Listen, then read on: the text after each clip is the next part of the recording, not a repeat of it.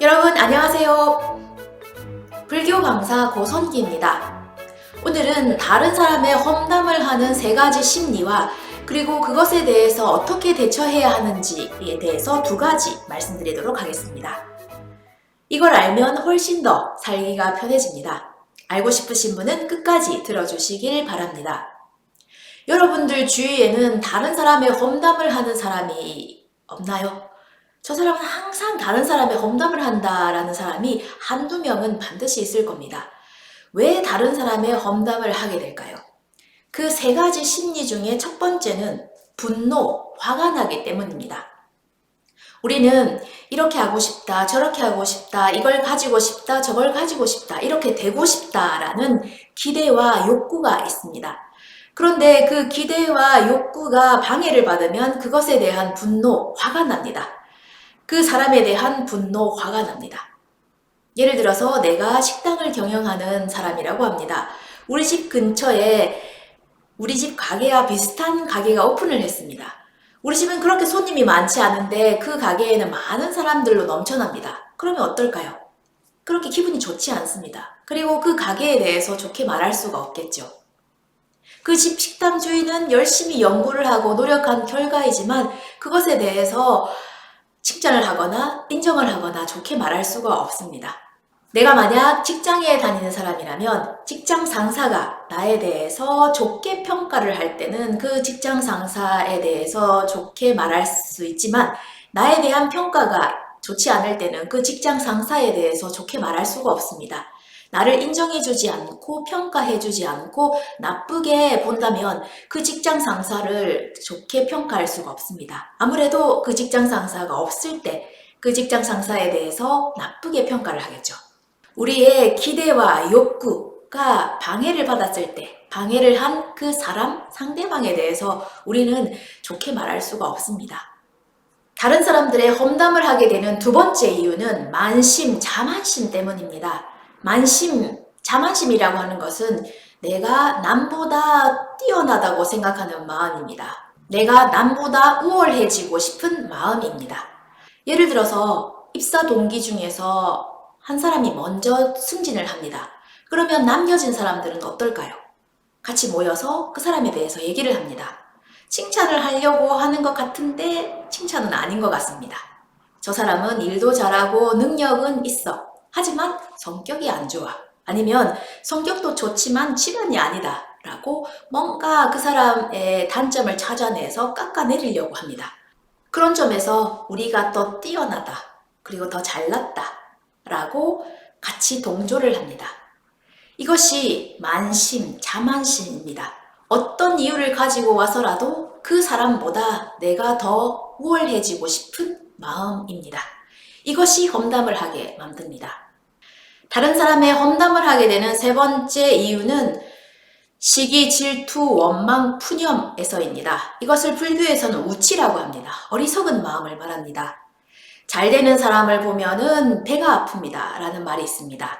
그 사람이 열심히 노력을 해서 얻은 결과임에도 불구하고 그것을 인정하고 받아들이기는커녕 그 사람을 시기하고 질투하는 마음입니다.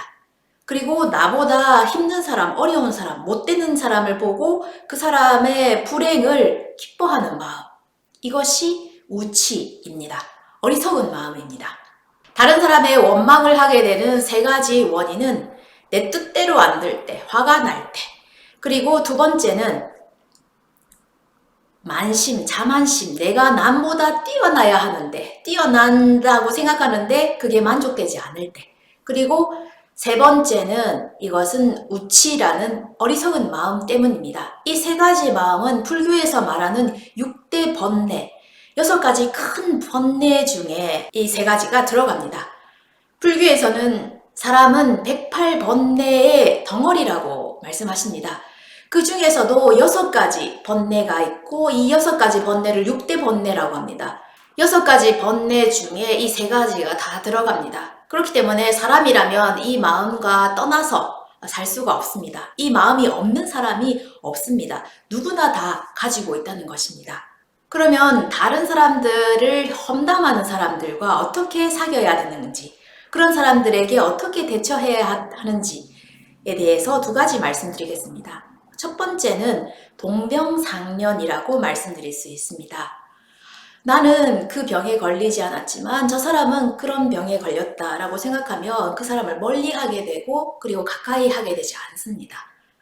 하지만 나도 저 사람과 똑같은 병이 있다라고 생각을 하면 그 사람에게 거는 말 그리고 접하는 행동이 달라지겠죠.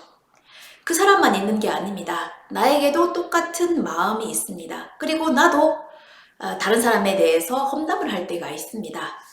분노와 그리고 우치와 그리고 만심으로 인해서 다른 사람의 험담을 하게 되고 깎아내립니다.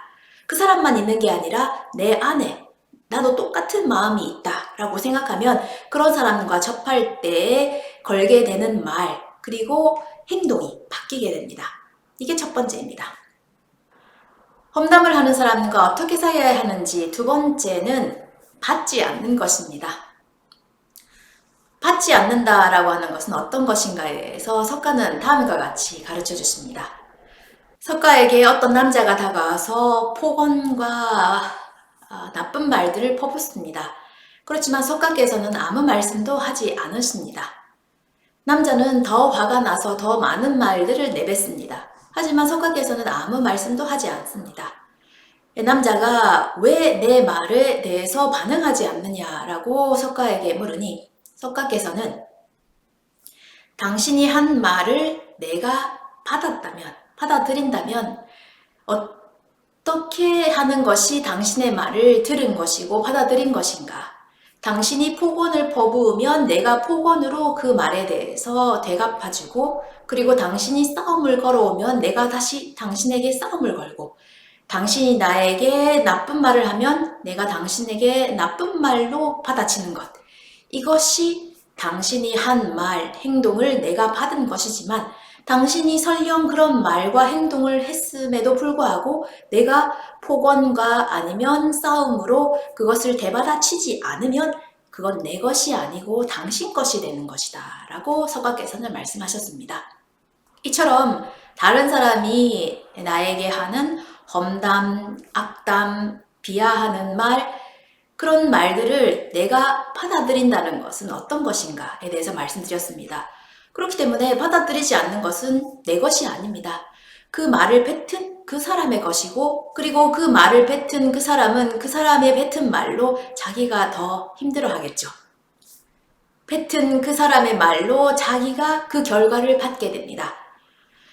오늘은 다른 사람들의 험담을 하게 되는 세 가지 심리와 그런 사람들에게 어떻게 대처해야 되는지에 대해서 말씀드렸습니다.